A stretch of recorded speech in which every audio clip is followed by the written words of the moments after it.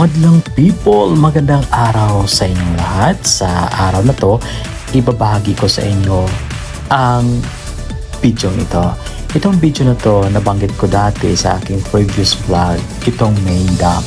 Kung nakikita nyo po guys, meron logo na green yan, tinatawag na National Irrigation Administration, so-called NIA, yung patubig dito sa amin. So here we go. So habang tayo yan dito sa lugar na to, ibabahagi ko sa inyo, ipapakita ko sa inyo kung anong meron dito sa dam na to. Sa likuran ko, ito po yung sa taas na yan, ito po yung individual na makina ng kanilang control panel dito sa patubigan. Sa ilalim nun, merong individual na butas para doon ibabagsak ang tubig para ipalabas doon sa main na Ala River. So anyway, maganda ang lugar at dito ginaganap yung Servitude Festival ng founding anniversary ng Surala dito sa lugar na to. Di ba? Ang daming tao dito pag once na may mga activities dito ng Servitude ng Festival ng Surala. At malawak itong ang river na to. Kaya lang sa kagilid nilalagyan na nila ng trap ng simento para hindi ma-erode yung sa mga by side.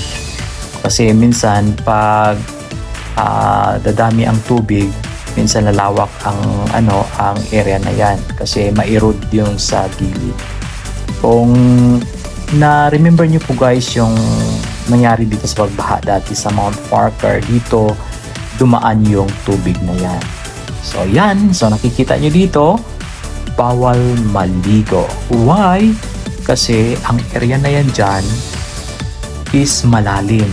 Kasi dam na yan siya. Yun ang dyan binubuo ang tubig na malaki, tapos ihuhulog dito sa mga dam na to. Kikita nyo po guys, yan is mga makina yan. Kaya yan po ang control panel nila dito. Pag once may level naman ng tubig dyan, kung kikita nyo doon sa sa yung long na area na yan na na semento, doon naka-indicate yung level ng tubig yan. Yan yung pula na yan. May measuring na level kung gaano nakataas ang pressure ng tubig at saka ibabagsak nila dito sa dam. So as of time, nakikita nyo po guys yung tubig na yan, may trap sila na metal, tapos iangat yan ng makina.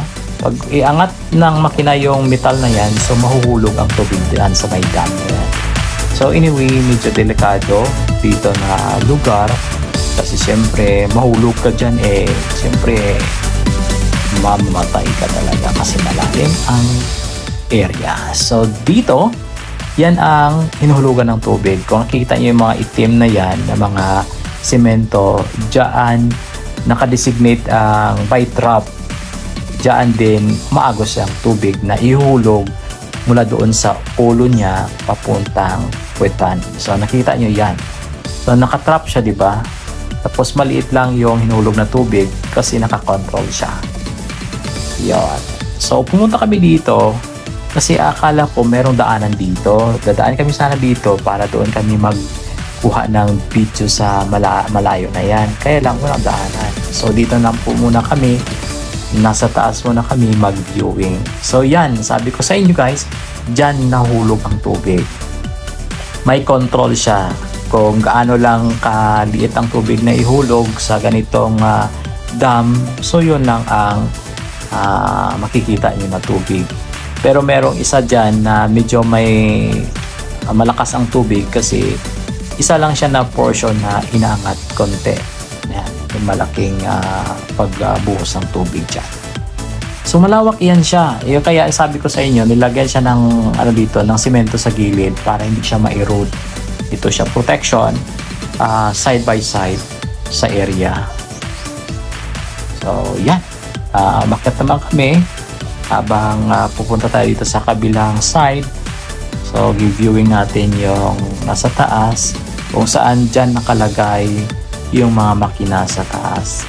Yun siya taga-control ng paghila ng trap, no, ng tubig na yan para ibabagsak sa ilalim. Ang ganda ng lugar, no? Kung makadayo kayo guys sa aming lugar, dito po siya makikita sa kulong-gulo na proper itong National Irrigation Administration. Yan po siya ay sa Kahangpan Tubig na departamento. At I think ngayon palit lang naman ang binabayaran nila sa patubig. At may designated kasi na mga mga canals or tinatawag namin dito na linings. So by areas, yan tapos i-distribute na lang. So dito na po ako sa ilalim, nakikita niyo po guys, yun siya ang hinuhulugan ng tubig. Nakikita niyo may designated siya na na butas. So galing ako sa taas, magbaba kami, sama ko yung pamangkin ko, kung saan ako dito din siya kasi mas mabuti may kasama ka nagba-vlog kasi may kukuha ng video, di ba? Para easy way at makakuha tayo ng magandang angle ng ating video. So ang tubig hindi naman siya clear, no? Medyo malagatas ang tubig. So nakikita niyo po guys, yun po yung mga butas-butas na yan. Yun po ang area na hinuhulog dyan ng tubig. Dito makikita nyo medyo malakas ang tubig kasi inaangat nila ng malakas. Isa lang yung area na